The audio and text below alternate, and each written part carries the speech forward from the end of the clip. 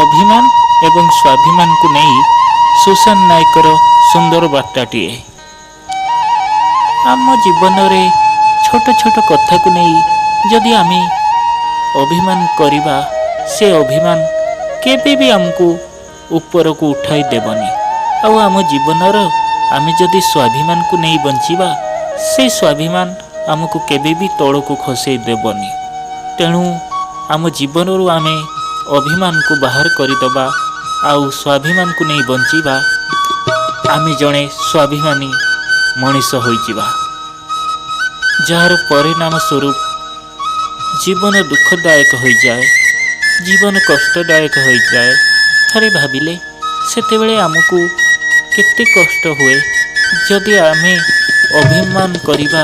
ଅଭିମାନ ଆମର ବହୁତ କ୍ଷତି କରିଦେଇଥାଏ ଆଉ ସ୍ୱାଭିମାନ ଆମକୁ ଠିକ୍ ରାସ୍ତା ଦେଖାଇଥାଏ।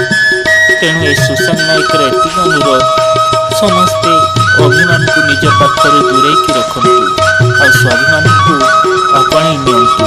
ଦେଖିବେ ଜୀବନରେ ବହୁତ ଖୁସି ମିଳିବ। ସବୁ ସମସ୍ୟାର ସମାଧାନ କେବଳ ଅଭିମାନ ନୁହେଁ।